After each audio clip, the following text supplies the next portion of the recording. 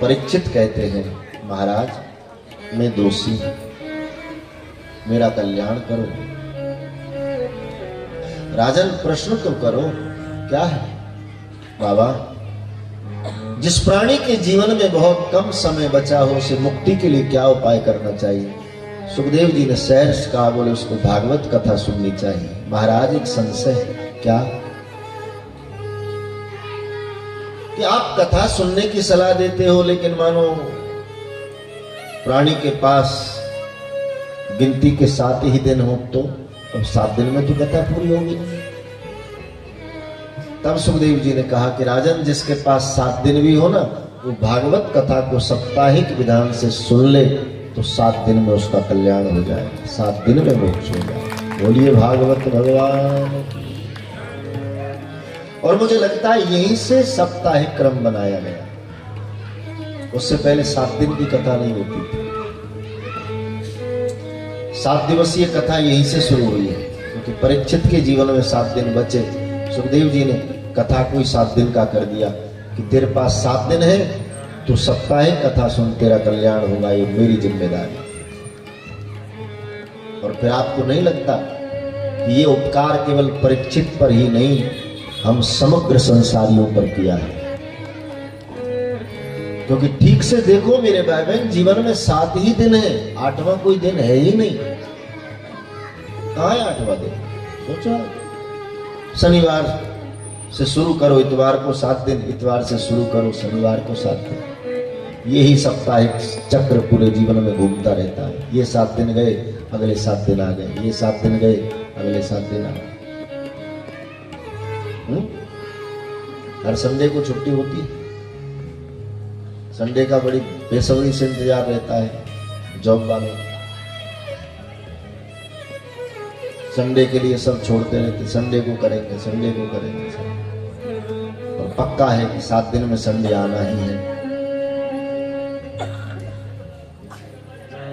2 Sunday नहीं, 2 Monday नहीं, 2 Tuesday नहीं, 2 बार है ही नहीं, बार 7 ही है बस। एक बार एक है, एक बार का 2 बार नहीं।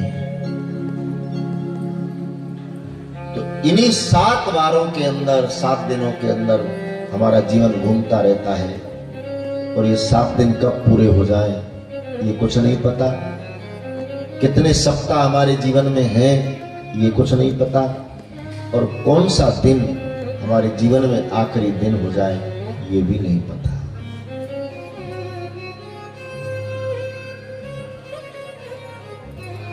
सिस्टम बहुत अच्छा बनाया, साप्ताहिक व्यवस्था से जीवन जियो। ये 7 दिन हमारे कैसे बीते? इन 7 दिनों में हमने कुछ ऐसा तो नहीं किया जो धर्म प्रतिकूल हो। इन 7 दिनों में हमने कोई अपराध तो नहीं, हमने किसी का दिल तो नहीं दुखाया, हमने किसी को क्रोध तो नहीं दिखाया। ऐसी जागृति से, ऐसी जागरूकता से। और जरूरी है मेरे भाई बहन, क्योंकि सांसों का भरोसा नहीं।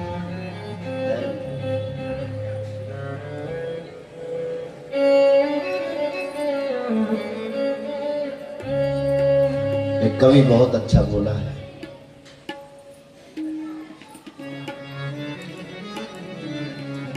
क्या भरोसा है इस जिंदगी का, क्या भरोसा है इस जिंदगी का, क्या भरोसा है इस जिंदगी का।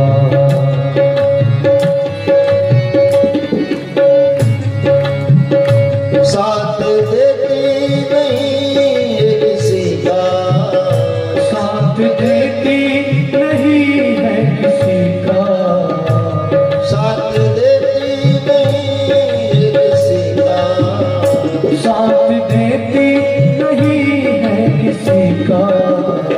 क्या भरोसा है इस जिंदगी का, क्या भरोसा है इस जिंदगी का, क्या भरोसा है इस जिंदगी का, क्या भरोसा है इस जिंदगी का।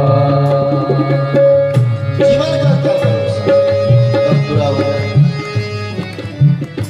सांस रुक जाएगी चलते चलते, सांस रुक जाएगी चलते चलते, समा बुझ जाएगी जलते जलते, समा बुझ जाएगी जलते जलते, दम निकल जाएगा दम दम निकल जाएगा, दम निकल जाएगा। आदमी का क्या भरोसा है इस जिंदगी का, क्या भरोसा है इस जिंदगी का, साथ देती नहीं ये किसी का, साथ देती नहीं है किसी का, क्या भरोसा है इस जिंदगी का, क्या भरोसा है इस जिंदगी का।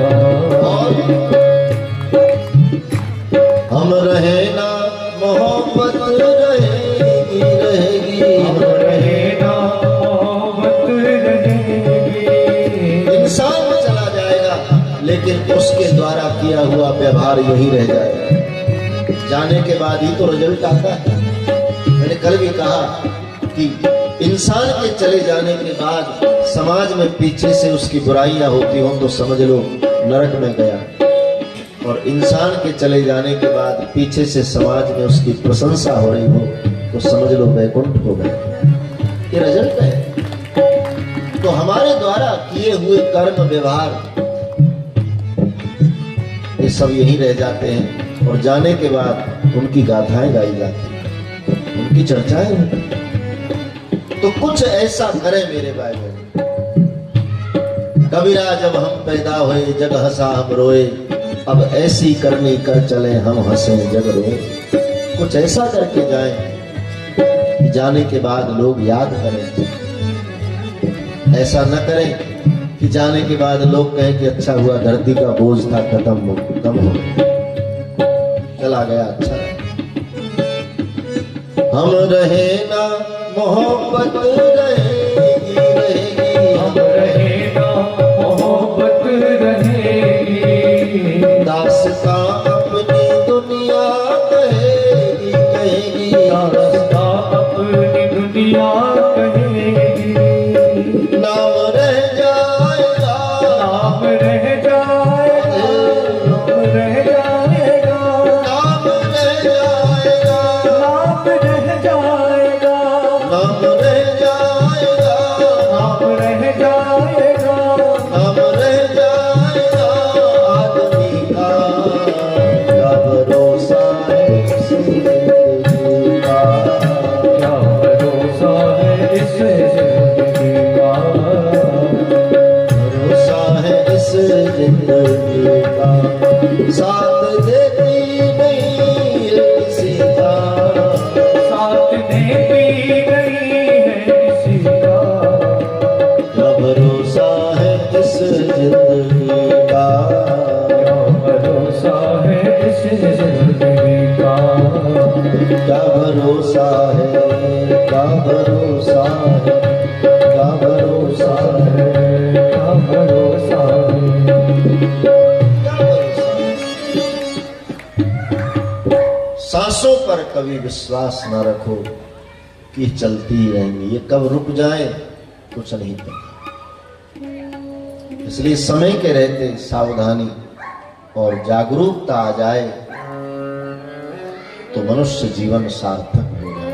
सुखदेव जी कहते हैं, राजन तुम साप्ताहिक विधान से कथा सुनो, तुमको 7 दिन में मंजिल मिलेगी।